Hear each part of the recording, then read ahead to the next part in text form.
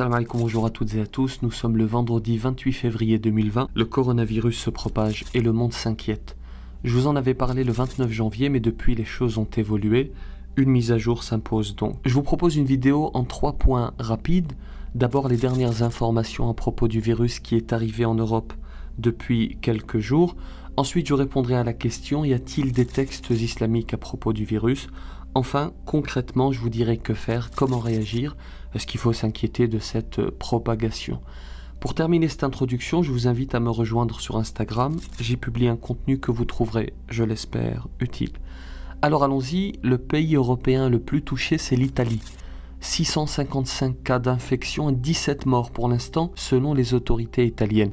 Le problème, c'est qu'ils n'arrivent pas à retracer le chemin du virus, ce qu'on appelle le patient zéro, c'est-à-dire le premier infecté à avoir amené le virus dans le pays. Et ça rend le travail des médecins qui luttent contre le virus extrêmement compliqué.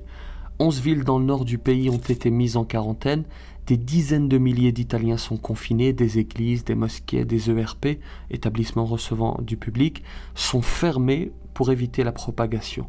En France, pour l'instant, on a 39 cas confirmés. Et je précise au passage que l'OMS, l'Organisation mondiale de la santé, a renommé le coronavirus Covid-19. Je vous mets d'ailleurs, si ça vous intéresse, un article d'RTL dans la description qui vous explique pourquoi. Sur les 39 cas en France, on a 2 décès, 25 hospitalisations et 12 guérisons. Le ministère de la Santé a mis en place un numéro vert pour informer la population. Ce numéro, vous pouvez l'appeler tous les jours de 9h à 19h. Dans le reste du monde maintenant, le gouverneur de la province d'Hokkaido a déclaré l'état d'urgence au Japon. L'Arabie Saoudite a suspendu temporairement l'entrée des pèlerins et des touristes jusqu'au 8 mars, le temps d'installer des unités de contrôle sanitaire aux douanes. La Suisse a interdit tout rassemblement de plus de 1000 personnes et en Iran, le Covid-19 a tué 39 personnes sur 388 cas recensés dans le pays. L'Afrique est pour l'instant épargnée et en Chine, on parle de 5974 cas confirmés et 132 décès. Apparemment, le virus toucherait plus les personnes âgées. C'est une étude chinoise qui nous le dit et qui explique que 80% des patients décédés avaient plus de 60 ans. À l'échelle mondiale, le virus a touché 50 pays, plus de 83 700 infectés, dont 2858 morts, environ 33 000 guéris, et les infectés restants sont hospitalisés dans leurs pays respectifs. Deuxième point, y a-t-il des textes islamiques à propos du virus? On considère, nous musulmans, que l'islam est une religion complète qui aborde tous les aspects de notre vie. Aussi, il y a des textes à propos de la contagion. Lorsque Omar ibn Khattab, compagnon du prophète paix sur lui, est sur la route du Cham, la région syrienne, et qu'il apprend sur la route qu'une épidémie de peste avait touché sa destination, il prend le temps de consulter d'abord les plus anciens émigrants, al-Muhajirun, qui vont se diviser. Ils sont en désaccord. Certains lui conseillent de maintenir son voyage et d'autres de l'annuler. Il consulte ensuite les partisans, al-Ansar, qui divergent de la même manière.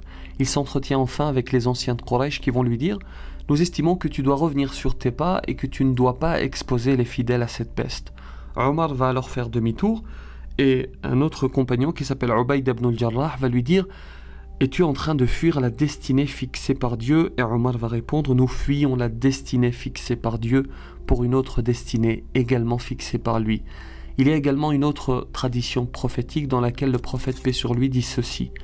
Lorsque vous apprenez que la peste s'est déclarée dans un pays, n'y allez pas, mais si elle se déclare dans le pays dans lequel vous êtes, ne le quittez pas. Fin de citation. Il s'agit bien du principe de quarantaine énoncé par le prophète paix sur lui il y a 14 siècles. Troisième point, que faire, comment réagir, est-ce qu'il faut s'inquiéter de cette propagation? D'abord, j'ai appris aujourd'hui que dans certaines entreprises et même dans certains postes, la direction interdisait désormais aux employés de se serrer la main, pour vous dire à quel point l'inquiétude a gagné notre société. Si on écoute le professeur Didier Pittet, expert de l'OMS, il n'y a aucune raison de s'alarmer. Je vous mets ses déclarations plutôt rassurantes dans la description. Il parle d'abord de la Suisse, puis il parle de manière plus générale.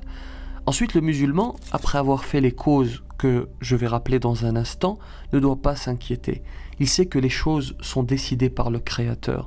Il place sa confiance en lui et sait que même s'il est atteint de ce virus, il sait que c'est lui, que c'est le divin qui guérit. Et quand je suis malade, c'est lui qui me guérit. Il y a une invocation à répéter calmement sans céder à la panique qui est celle-ci. Allahumma inni a'udhu bika min al-barasi wal-jununi wal-judham wa min sayyi'il asqam. Oh Allah, je cherche refuge auprès de toi contre le vitiligo, la folie, la lèpre et toutes les maladies néfastes. Pour terminer, les mesures à prendre, comme indiqué dans la précédente vidéo, les voici. D'abord, il est important de supprimer cette idée reçue de nos esprits. Le masque ne pourra pas vous protéger de la contamination. Si contamination, il doit y avoir, on ne l'espère pas bien sûr. En revanche, il protège les autres si vous-même êtes malade. Il est donc inutile d'aller dévaliser la pharmacie du quartier. Ensuite, les médecins conseillent d'appliquer les mesures d'hygiène classiques, à savoir se laver les mains fréquemment avec du savon, avec des solutions, des solutions hydroalcooliques.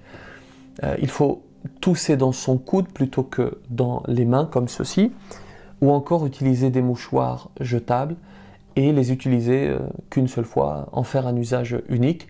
Il faut en fait réagir comme l'on réagit pour se prémunir de la grippe. Prenez soin de vous, prenez vos précautions et placez votre confiance en Allah. Que la paix soit sur vous.